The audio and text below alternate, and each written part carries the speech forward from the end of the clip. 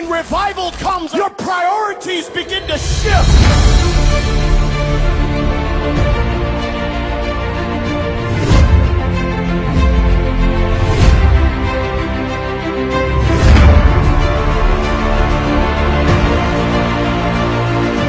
What was once important is no longer important, and what is now is important is Jesus Christ. Life Abundance Christian Center presents to you with Apostle Zet Shiani.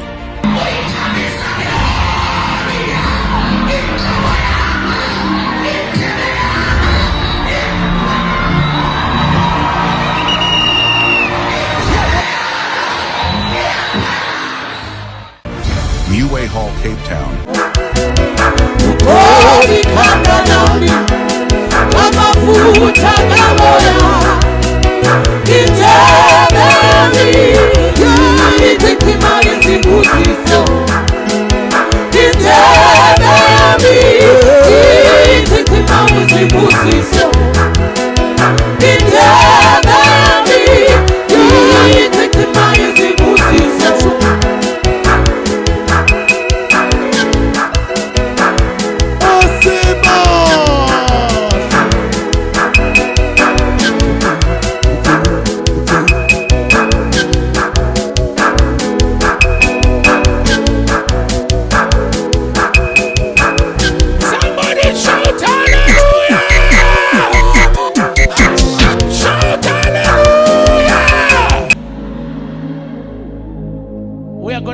Let's all stand on our feet. Kauthi Yehova, Yehova. Khwaza Yehova, Yehova. Nantoni na abayiplanayo ngegama lama. Nantoni na abayiplanayo ngefamily yama. Ndiyayirivesa into yomntu mayibuyele emntwini wayo. Nayiphi na iminyango abayivalayo mayivuleke. Shout vuleka ngegama likaYesu. Shout vuleka ngegama likaYesu. Shout vuleka ngegama likaYesu. Shout vuleka ngegama likaYesu. Can I prophesy? Ufikile kwinyanga yokukhunjulwa kwakho ngegama likaYesu.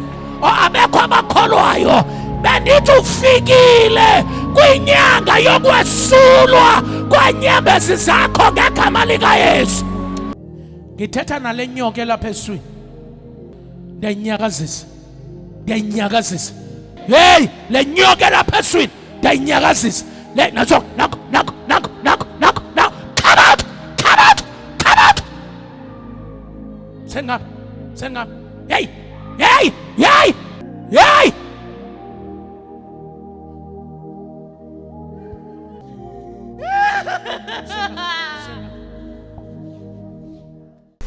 Thank you so much for watching our programs. I hope you are enjoying it. Abraham Shiani, it's my name. I am your prophet. Khumbula ukuba around Cape Town ndiyanqwenela into kubana ke uze usihambele apha offices zethu zilapha eCape Town eKhayelitsha kwa A605 Makhabeni Road. We are just opposite Bonjo Garage as well as Luhlaza High School. Exactly abaphambi kwesikolo ekuthiwa iLuhlaza High School. That is where our office are. Indlu ependwe black enemibala egold. Kulapho esikhona every day Monday until Saturday sivula ngo-8 o'clock siyovala exactly ngo-3 o'clock. Hlala nawe phansi ndikuxelele indaba zakho, ndikuxelele uba kwenzeka ntoni empilweni yakho, singanelapho sincothule ingxaki yakho, sibuyisela into yomntu emntwini wayo.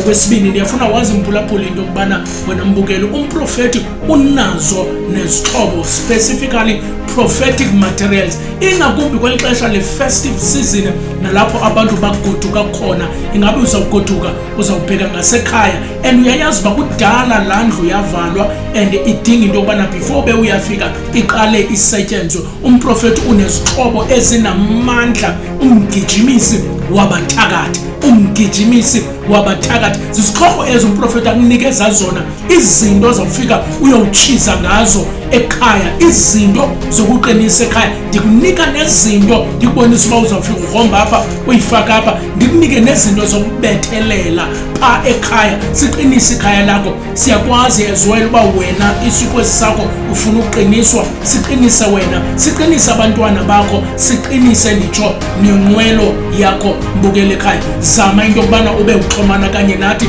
ukhumbule siyakwazi ukuposela wherever you are apha eMzantsi Afrika, whether you are in Joburg, you are in Durban, you are in Eastern Cape, you are in Rustenburg, wherever you are, sakuthumelela into zakho zithatha only 3 days zizofika kuwe mntasekhaya. Ndinenye into enamandla ebizwa ukuthi libhubesi mntasekhaya. Wena mntu othi ndinentshaba ezindilekayo, wena mntu othi ndinamagwirha andilekayo, ndiyakwazi uba ndikuzibanisele into zam ndikunike ibhubesi. Alihambi lodwa ibhubesi, lihamba nokuphinda umshaye mntasekhaya. Shaya Jehova, into ezawukwazi ukusebenza mbukele ekhaya, ilwe neentshaba zakho, sibuyisele into yomntu emntwini wayo. Mamela mbukeli, xa ndikuhlanganisela ibhubesi ndikuhlanganisela nophinda umshaye.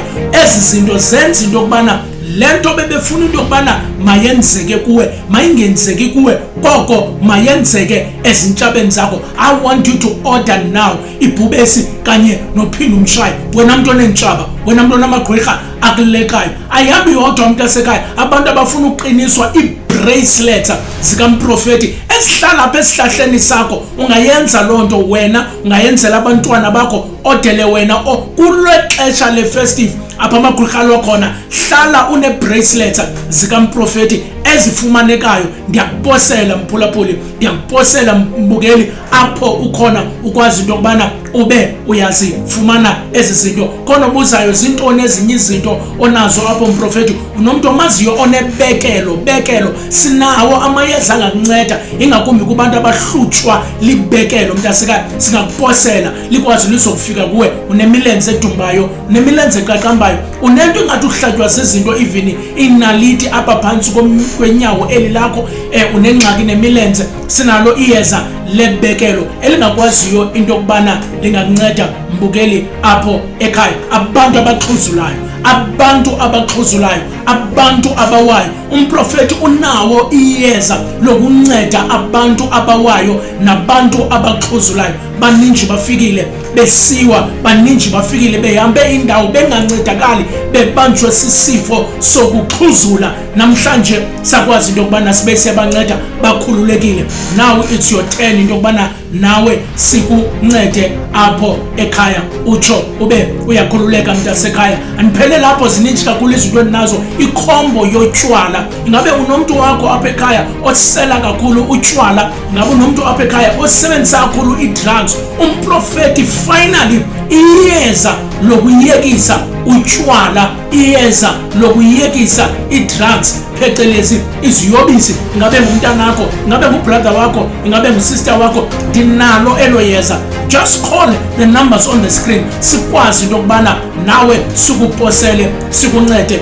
Otata abanengxaki ekamereni, iyeza elibizwa ukuthi yimbiza yamadoda, umprofeti unalo elo yeza. Liyeza linamandla kakhulu. Uba ungutata uhlutshwa iswekile, mhlawumbi nezinja asakhonkoti kakuhle pha ekamereni, oda apha kuthi mntasekhaya sikuncede. Baninji bafikile otata, sibanyengezele, utsho kufudumale, ube kuhle pha ekhaya ekamereni. Ingabe ngumama apho uhlutshwa yinto yokungafumani bantwana, mhlawumbi izisu ziyaphuma, azihlali izisu, zihlala nje inyanga zibe 2 zibe 3 ziphume. Oogqirha baze bathi unengxaki ne-fibros, awufumani bantwana. Sinalo iyeza mntasekhaya elingakunceda. Imbiza yomama ikhona. Okwesibini, omama abahlutshwa sisilwane, awulale ebusuku ulaliswa nalento, ikufikela ngobusuku iyazijika ifane nomuntu oyindoda. Lento ilala nawe uzoba nengxaki even nesisu esi, ingakumbi apha emazantsi esisu siyakuhlupha ngoba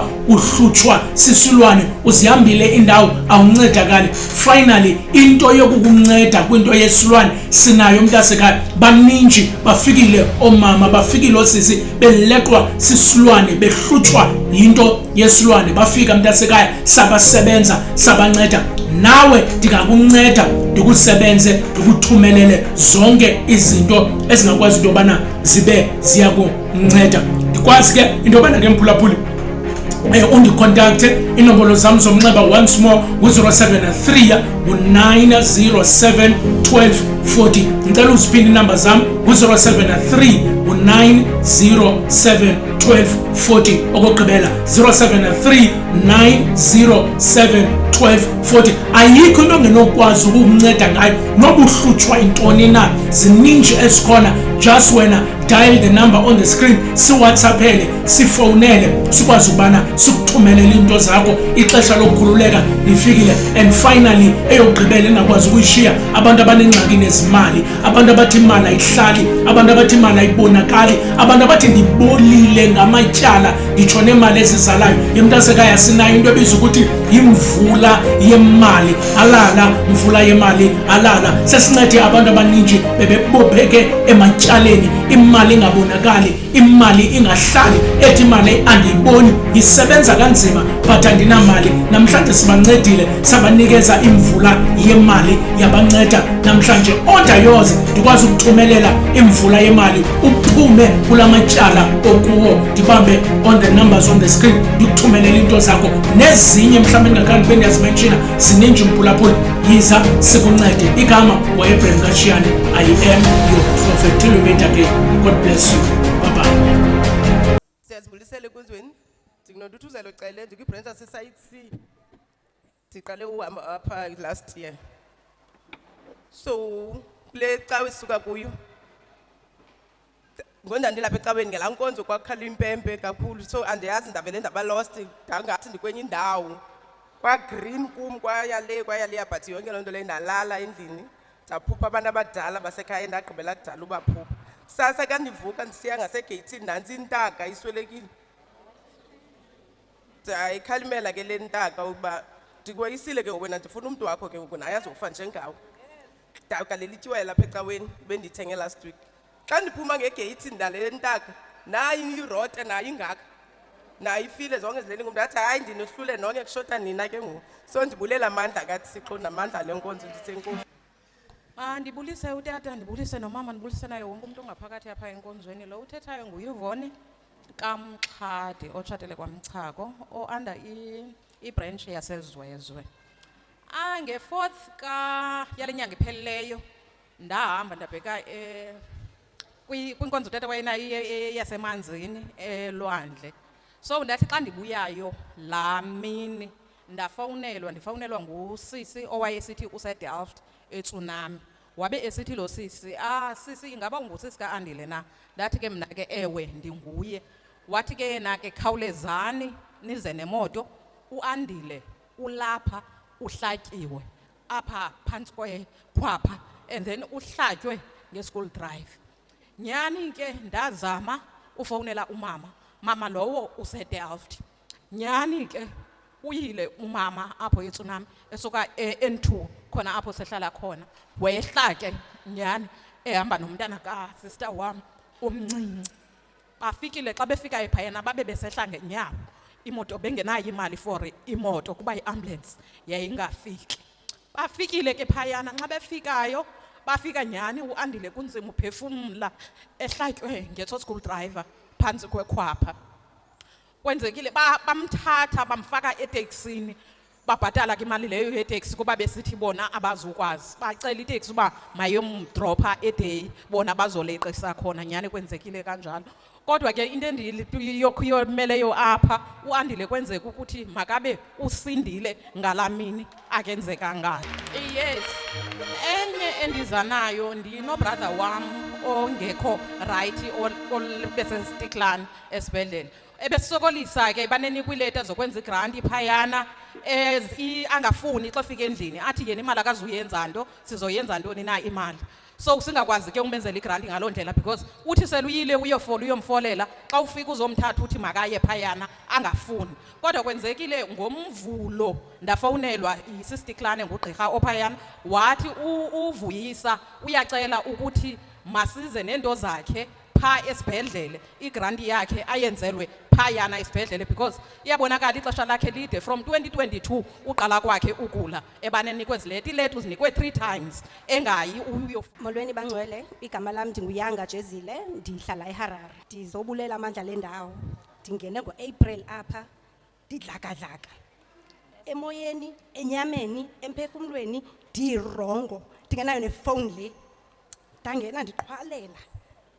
Ndifunda. Ndingazazi noba ndizawugraduate ngantoni. Ndigraduateile ndayinxiba igown njengabanye abantwana. Social worker bangcwele phela ufuna ubulela amandla lendawo. Nawo umsebenzi owenzeka apha. Bengathethi nefamily mini ndiblockile. Ndava umama msekuthiwa useDubai ndiva nabantu. Ndaza ndathandaza apha wandi unblocka wathi unjani eSouth Africa ndathi ndirayi. Ngibulisa utata nomama ngelihle igama lomfeli wami uYesu Kristu. Igama lami ngumseli kaMakhomifani. Ndihlala bakuthi ari inabani za okwesithathu namhlanje apha. Ndizoveza bonakalisa ulana ubungqina bomsebenzi kaThixo. Uma lelo bendisebenza ina 21 years ndisebenza ku building industry. Kodwa xa ndithetha ilento inyani ndiqoshwa komnye umsebenzi ngolwesibini. Bendiqoshwa komnye umsebenzi ngolwesibini. Ndizaqala kwenye indawo ngolwesibini. Mandibulise utata nomama wonke umuntu lapha ecaweni ngaphakathi. Igama lami ngumongezi ifana yami ngubangiso. Ndineveki yesithathu ndisiza apha ecaweni akho kudala kakhulu ndilapha. Kule veki pheleyo ngecawe ndibizwe ngutata ndihleli phansi. Wathi mandisondele wathi kumba ndinecase endixoxa yona. Ndathi ewe ndinecase endixoxayo. Wathi utata kule veki pheleyo le case yami uyibona imiswa. After imiswa ke ngiqala ndiphinde ndivela izawuchithwa iphele. Ndivelile ngenyani ngomvulo kulo sisuka kuyo ecourt. Xa ndifike ecourt babizwa abantu abephambi kwami bamavele. Ndiye kwipolisa lithi ipolisa ndibuze kuye umongezi bangisa uvelile apha uthi hayi man sowuxoxile wena. Baphinde bangene ngaphakathi babona bephuma bengena xa bakhangela idoketi lami. Uthe emzuzwini bandibiza ndakhwaza nyana. Ndafike ndami emkhumbini.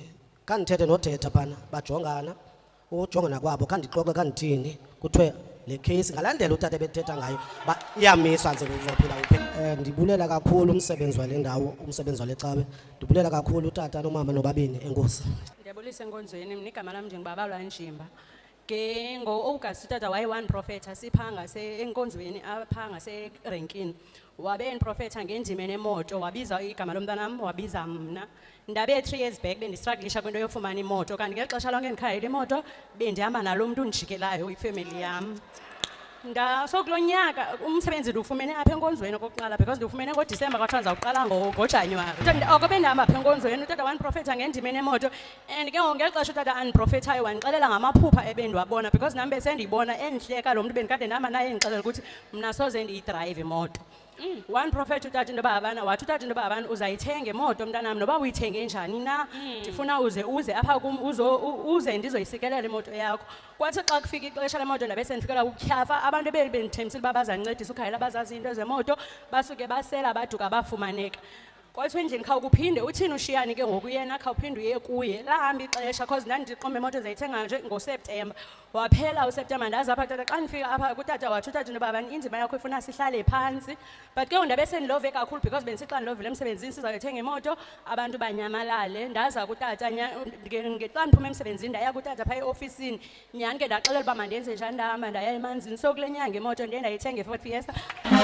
Ufuna ukuthi kutata ndizoza kuye ngoba wayetshila ukuthi andize ayisikelele nangoku ngoqha ndikwazanga uphuma ngayo ngoba siyarenta sibaninzi ndabe ndiqonda indiyalibaziseka ngexesha andimazi lo upa ke phambi kwam so ndaqonda hayi mandincame ndihambe ndibulisa umama notata abahlala bakhona phakathi kwale ndawo.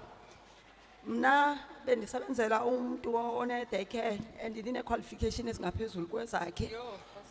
Uqala ngo-2014 kuthe phaa phakathi eminyakeni ndaqoma lo mama kandibhatali kakuhle bhatala imali encinci ndabona nama ke ndihlale phansi. Uthe kule veki pheleyo noba kukho andikagqibi nenyanga ndizile apha ndithe kwasasiwaso bendisebenzisa sikatata sentlahla ndeva laa mama endifowunela esithi ngoJanuwari ndiyacela uphinde ubuyele esikhundleni sakho ngoba bendisebenza ngabantwana ababheke esikolweni mna ndititsha bona abantwana ababheke esikolweni. Uthe mandiphinde ndibuyele esikhundleni sam imali yinto encincileyo uzawundengezela imali. Molweni bazalwane, ndiyazibulisela kumama notata ngegama lomfeli nomvukeli wam Yesu Kristu, amen. igama ndinguLizzy wakwaNgesi. Last week bendihlutshwa ngumlenze wam, ingathi ndihlatywa zinaliti apha ngaphantsi. Then ndadibana notata wathi mandiye ofisini, ndaya eofisini. Then uPastor Chawe wanika ityiwa emnyama uba mandibane ndithoba ngayo. Then kwalapha evekini Friday ndathi xa ndibuya esikolweni ndafumanisa uba utatam utshayiswe yimoto kwi-car accident, yitruck ibisiza phambi kwakhe, then wasweleka. Into bendiyifuna abazalwane, only prayers. Nkosi. Ndiyabulisa ibandla, igama lam ndinguNathi Mfamekiso. Nam ke uqala kwam ungena kweli bandla ndangena ndifana nabanye abantu ndingathi ndingena-direction. Ndingeniswe ngabahlobo bam abayi-2 but abezanga namhlanje. Ndiqale kulaa first week kaAugust. I think kwi-third week ndisiza apha ecaweni ndaqabana ne-best friend yam endanditshomene naye from 2012. Ndiqabana naye phofu ndifika kuthiwa uqabene nosista wam bade balwa. Uqabana nosista wam othi thina ekhaya siyamthakatha. Yathi itshomi yam mayingaphathi kakubi le nto inoba ikhona into apha yakhona. So ndaqhubekeka ndaza apha ecaweni. I think nge-28 kaSeptemba ndafumana i-accident yaphantsi yandikhupha imehlo. Waba ngumntu wokuqala ufika kwisini ye-accident esithi bana awuphuma ngamehlo kwendehle ngaloo nto uba uphuma ngamehlo nangona ndiseday kuthiwa oko wayiphuma izithuba efuna undibona uba ndinjani. Ngoku ke ndisesibhedlele ifowuni yam yaye yakrasheka so ndandimane ndifola like ndimane ngena kujob check. So xa bandandifowunela so enye laa nto izaye-contact numbers endandizifakile zezo tata umntanam. So andixelela uba awufowunelwe ke apho ufune emsebenzini by then ndabachazela ingxaki yakho. So last week ndenza i-SIM swap. Xa ndithi bendiphinde ndafowunelwa manileyo o-2-1. Xa ndifowunelayo bathi mandiye kwi-interview nge-29 which is last week. Xa ndifikayo phayana i-boss yaphayana i-supervisor yapha isixelela uba i-boss ayizanga isilibele for i-interviews. Ndigoduke nyhani. So Friday ndibalisele le tshomi yam yalapha indiphele tyiwa yalapha ecaweni ithi bana tshomi hlamba ngale tyiwa then uphinde uye phayana Friday because utsho ngolesini ndibalisele ngolesini uba besiye izolo which is ngolesithathu. So ndihlambe ngale tyiwa Friday ndiziyele yabona ndiyobuza kuthiwa besilibelwe apha bona into ezinjalo. Nasisi sawuncede waza because besendiphinde ndalibala yonke loo nto le babekukho abantu abebeze apha.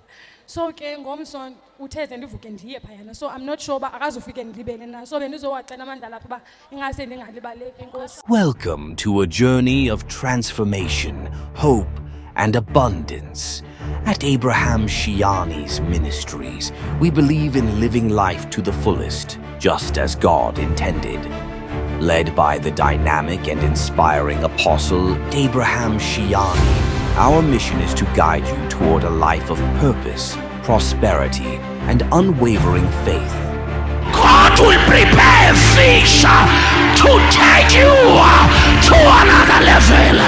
Can somebody shout yes? Stay connected with us across every platform. Tune into our powerful sermons on Zibonele FM 98.2 every Sunday at 7:30 a.m., every Sunday at 6 p.m., every Tuesday at 8 p.m., every Thursday at 8 p.m. Experience life-changing messages on Bay TV channel 260 every Sunday at 8:45, every Thursday at 10:45. Don't miss a moment of this abundant life. Follow, subscribe, and tune in to Life Abundance, Christian Center for your daily dose of encouragement, wisdom, and God's Word. Experience life abundance today and let God's overflowing blessings transform your life. God bless you.